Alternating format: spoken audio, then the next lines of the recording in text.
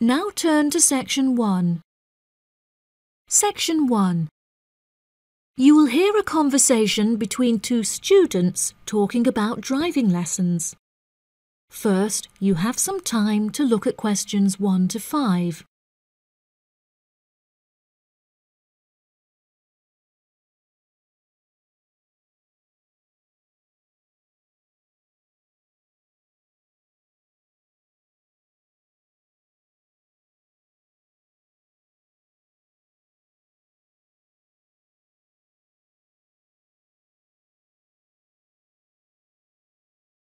You will see that there is an example that has been done for you.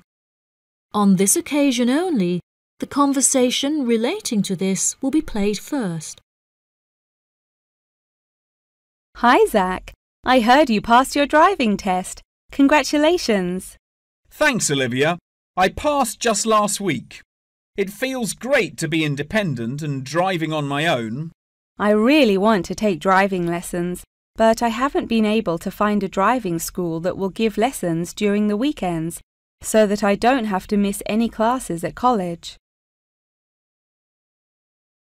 The woman wants to take driving lessons during the weekends, so weekends has been written in the space. Now we shall begin. You should answer the questions as you listen, because you will not hear the recording a second time. Listen carefully and answer questions 1 to 5. Hi, Zach. I heard you passed your driving test. Congratulations. Thanks, Olivia. I passed just last week. It feels great to be independent and driving on my own. I really want to take driving lessons, but I haven't been able to find a driving school that will give lessons during the weekends, so that I don't have to miss any classes at college. The driving school that I used was brilliant and really flexible with their teaching hours. It's really close to the school. The address is 67 Kings Road. That's 67 King '(S) Road. Oh, that's perfect. I don't like the idea of driving around busy streets. Did your teacher make you drive in urban areas, or did he mainly teach you on roads in the countryside? My teacher said that I had to learn on both in order to become a good and experienced driver. We would start in the city centre and then drive north above the city. He sounds like a good teacher. Would you mind giving me his contact details so I can ask him for lessons? Of course. My mother's friend Daniel Smith referred me to him. His name is Alan Sutcliffe. Could you spell the surname, please? Sutcliffe.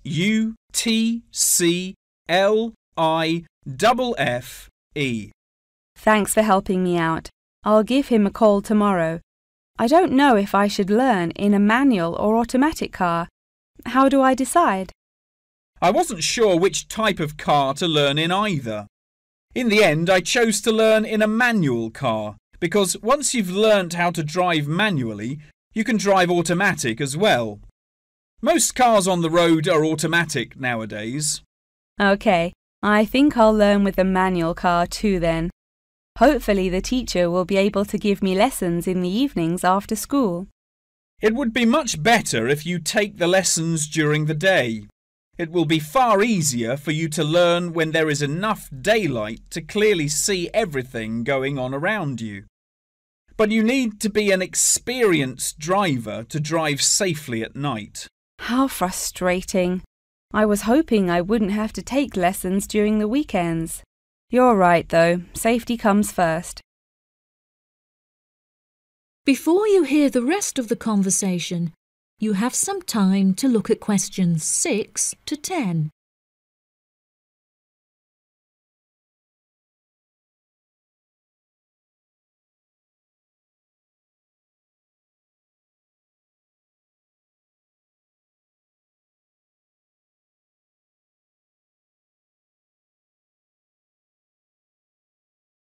Now listen and answer questions 6 to 10. Speaking of safety, you should wait until summer to start learning. It's really difficult and dangerous to drive in the wind and rain as a learner, so you should definitely wait until the weather is sunny and dry. OK, that's perfect actually. It will give me some time to save up some money to pay for the lessons. Tell me about it. I had to work for months before I had enough money saved up. It was worth all the work when I finally got my driving licence, though. The whole process is so expensive. How much did it cost you in the end? Well, each half-hour lesson cost $30, and then the final test cost $50. In total, it cost me about $300. Gosh, it's pretty expensive. How did you find the test? Was it really difficult? No, it wasn't too bad, and the man was really calm and friendly. I knew that I would have to perform 2 parking manoeuvres during the test, so I practiced them a lot beforehand, and that really helped. The test used to last 40 minutes, but it changed a bit.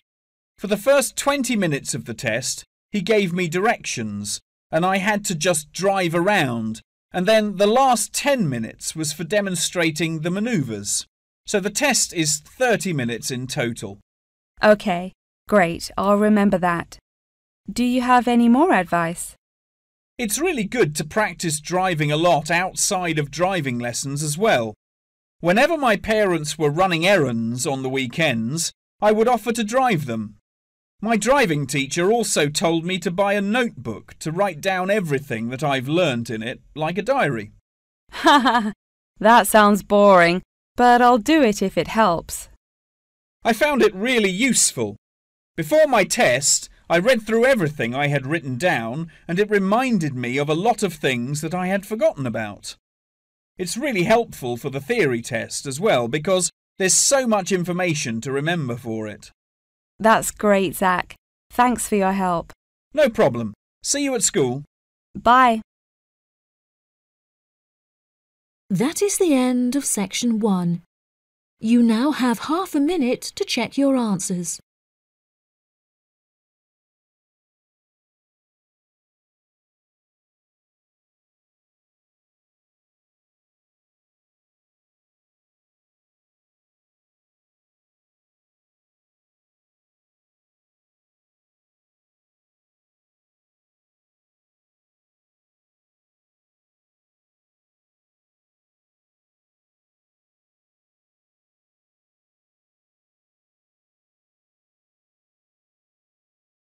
Now turn to section 2. Section 2. You will hear part of a talk about Mount Rushmore given by a tour guide. First, you have some time to look at questions 11 to 15.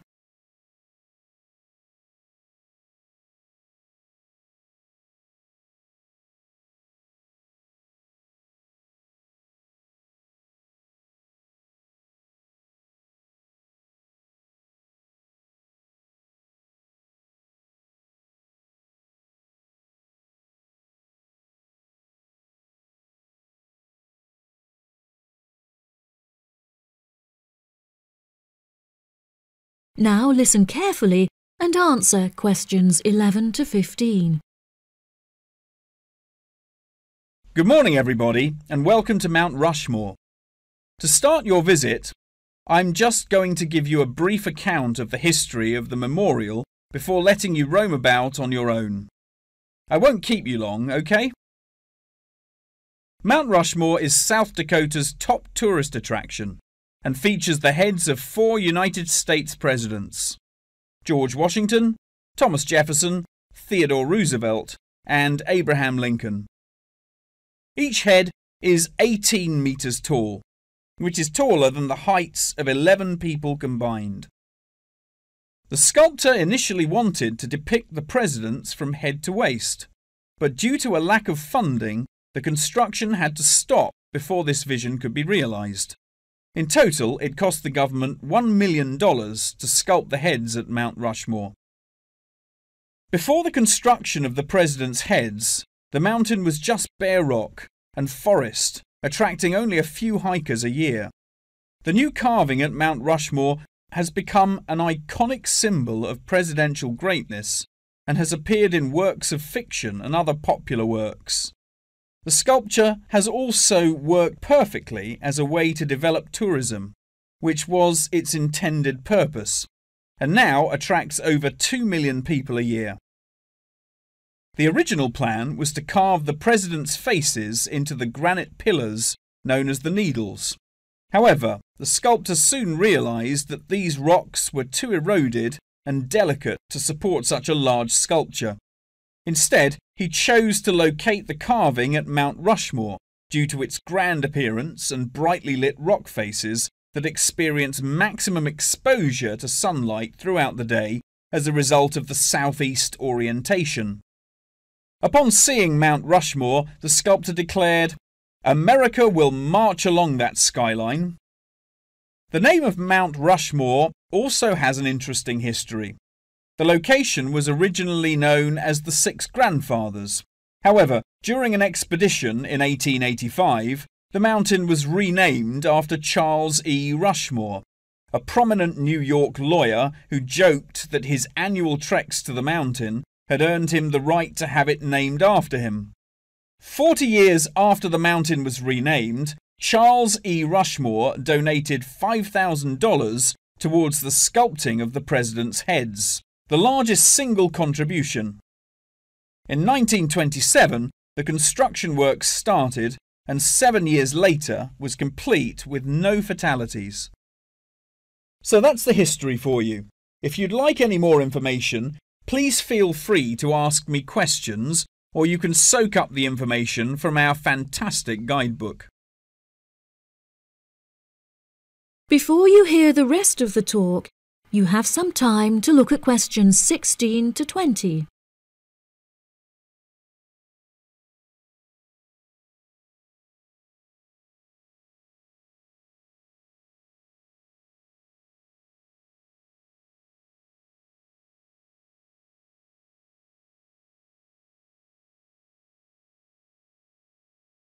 Now listen and answer questions 16 to 20. Now I'm going to give you a plan of the site, and I'd just like to point out where everything is so that you can explore everything for yourself. We're currently standing at the entrance, which is marked with the arrow on the map. If you follow the trail up to our left, you will find the information centre. There's a great photo booth there where you can have your photograph taken with Mount Rushmore in the background for a fee of only $10. What a great souvenir! In front of us is the refreshment centre, where you can help yourselves to coffee, locally grown tea, and a delicious selection of cold drinks and biscuits. Be sure to stay hydrated as it can get really hot up here. To our right, not far up the trail, is the gift shop. Here we sell copies of the guidebook, and it's also the perfect place to pick up some small souvenirs for yourself, your family and friends. Now, further up the trail, behind the gift shop, is a big stone building with a workshop. This is where all of our souvenirs are made by hand, which you can purchase in the gift shop, like I said before. Some are even carved from pieces of rock taken from Mount Rushmore itself. If you carry on walking up the trail past the workshop, you'll find our state-of-the-art visitor centre, where you can find maps of the walking trails here at Mount Rushmore. Now for the real treat. After you have walked past the visitor centre, you can follow the trail up to the left, which will take you to our wooden shelter. From here, you will have the best view of Mount Rushmore that there is, an experience not be forgotten. Right, if anyone wants a guided tour, then I'm starting at the information centre. If you'd like to follow me, this way please. That is the end of section 2. You now have half a minute to check your answers.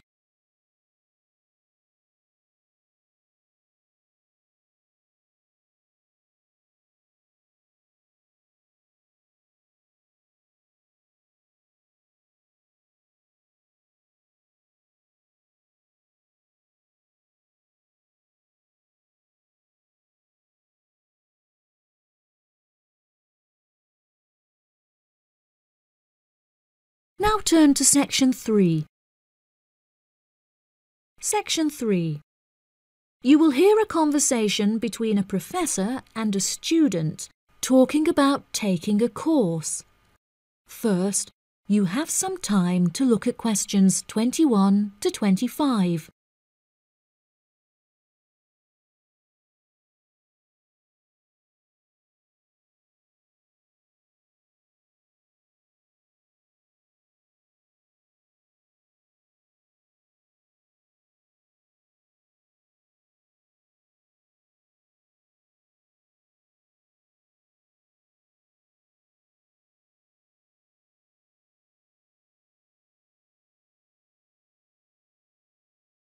Now listen carefully and answer questions 21 to 25. Excuse me, Dr. Twain. May I speak with you for a minute? Of course, please come in. I'm Charlotte York. I'm considering taking your course in tourism. Right. Well, Charlotte, how can I help you? I have been considering studying tourism. However, it is such an important decision that I would like to seek some advice about it first. Would you mind answering some of my questions? Absolutely. Fire away. Well, I have been discussing courses with my parents, and they are concerned that I will not be able to get a well-paid job with a degree in tourism. The reason that I want to study the course is that I have a great interest in the subject, and I think I would really enjoy it. I believe the only way that I will enjoy my life is if I enjoy my career. Happiness is far more important than money, don't you think? Absolutely. I would much rather be happy and poor rather than rich and miserable. Money cannot buy you happiness. I'm glad you agree. You needn't worry about money, Charlotte. A large part of the tourism course is dedicated to teaching students how to manage finances, a skill that you can apply to your everyday life as well. I would also recommend that you take a sideline course in time management, as this can be incredibly useful in efficiently planning your workload. Efficiency is the key to success. I'll remember that. Now, I have found that some students have natural talents that really help them to succeed in the course. Communication skills, for example, can be very beneficial. Do you have any strengths? Maths was always my favourite subject at school, so I really enjoy solving mathematical problems. However, I find statistics quite difficult. I have always been very capable and self-sufficient. I have a lot of confidence in my abilities and will take the initiative in situations without needing to depend on anyone else for their help. That's a really great quality to have and will be particularly useful if you choose to study tourism. That's great. I would recommend that you spend some of your time researching the course. A lot of people who are uneducated on the subject claim that tourism is a shrinking industry and that it will become irrelevant in the future. If you study the published research, however, you will see that the truth is quite the opposite. The industry has, in fact, grown significantly as people have developed an ever-increasing interest in culture and travel. Have you compared the university course with a polytechnic? Yes, I have. I was interested in studying the course in modules. However, the university doesn't offer that option.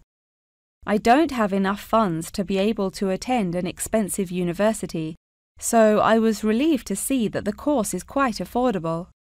I also considered attending a summer school instead of university to save money, and so that I could work during the rest of the year. But I really wanted the university experience. I think that university would suit you well. Before you hear the rest of the conversation, you have some time to look at questions 26 to 30.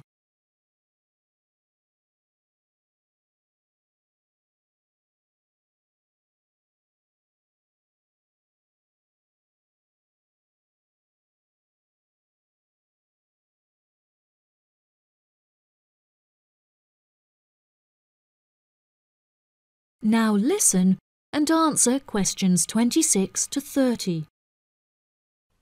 Now, What about the courses?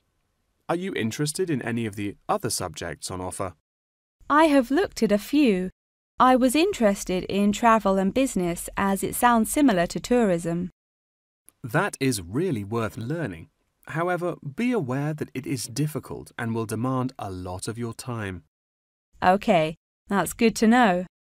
You might find that Japanese is an interesting course and it will teach you valuable skills in speaking the language.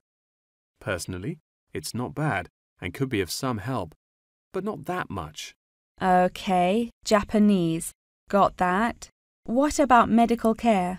Well, if you have time, the course will teach you a lot about curing diseases and illnesses or dealing with injuries outside, although it's not essential.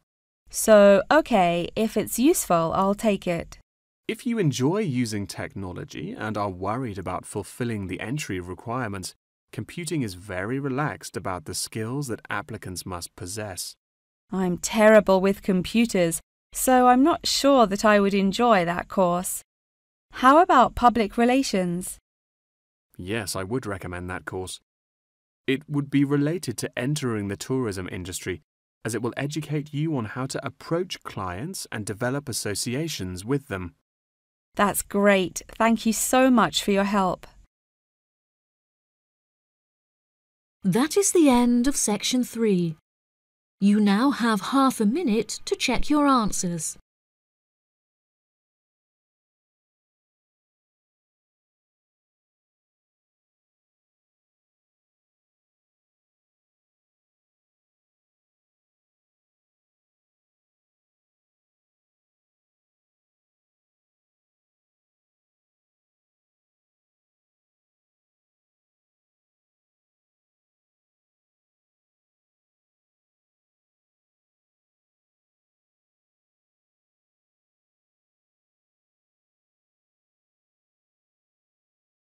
Now turn to section 4.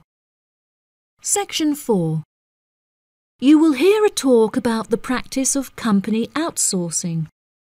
First, you have some time to look at questions 31 to 40.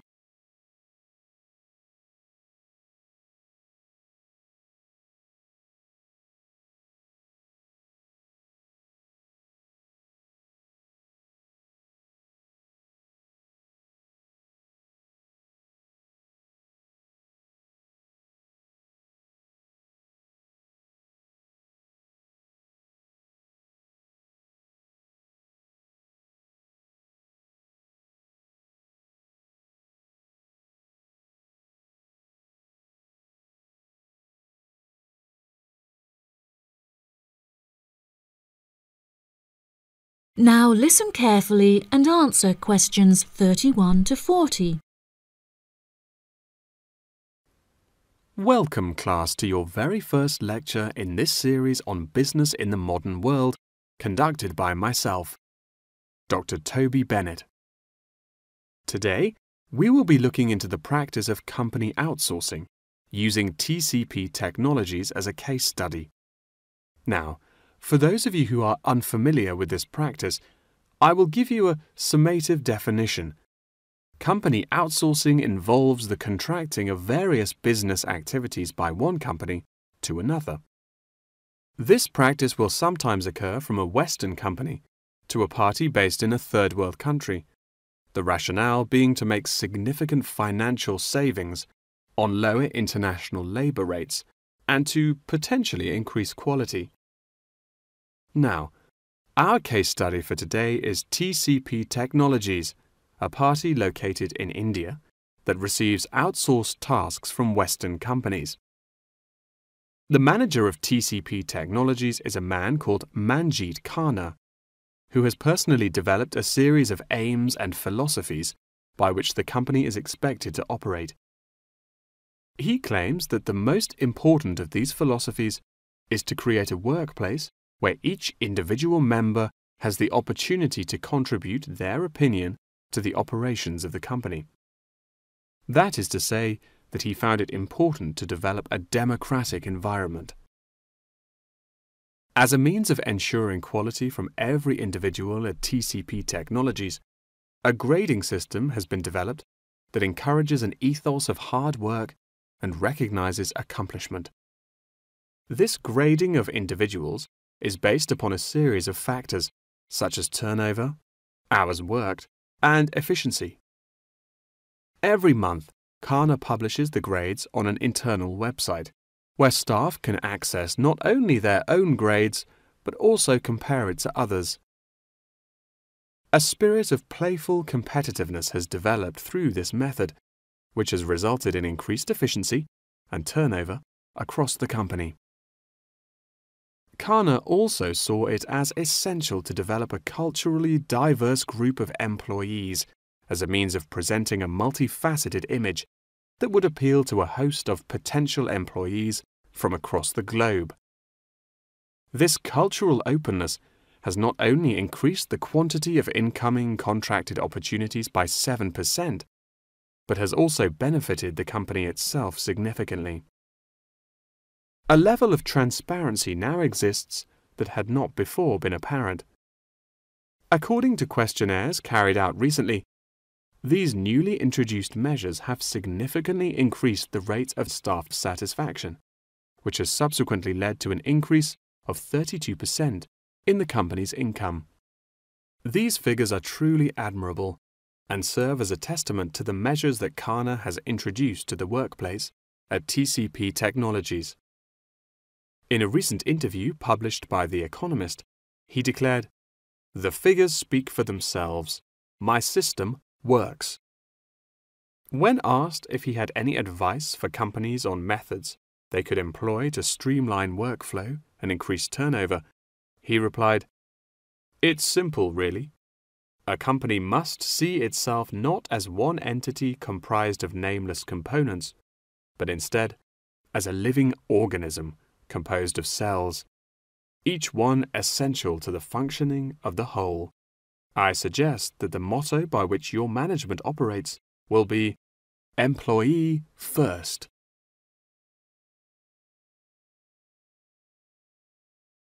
Many benefits have been reaped from the aforementioned changes in management style, such as a significant decrease in staff turnover. This improvement alone has solved many problems that had before stunted the growth of the company.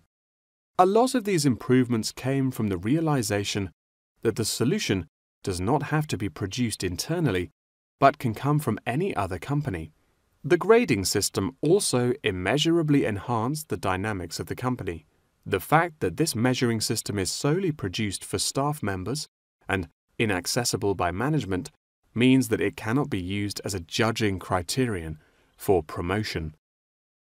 It has proven itself a relaxed and informal means of stimulating workflow. When asked about specific features of his managing style, Kana mentioned that it is important for him to respond personally to any complaints filed by staff members. Having found the existing complaints process slow and ineffective, he introduced a new online system that created a direct line of communication between Kana and all employees of the company. The complaint form, dubbed by Kana as a ticket, eradicates the middleman, is easily accessible to all employees online, and has an interface that can be instinctively navigated. Any staff-related complaint, such as those relating to air conditioning and food quality, can be submitted directly to Kana via this online system. Entitlement to vacation is also a popular issue discussed through this forum. The main benefit of using this system is that staff must include their personal details on the ticket before they are able to submit it. In the past, anonymous complaints had been the root of much confusion and caused many wasted work hours, so the new system has put a ban on this form of complaint. That wraps up the lecture for today. Please remember that attendance is mandatory. That is the end of section 4. You now have half a minute to check your answers.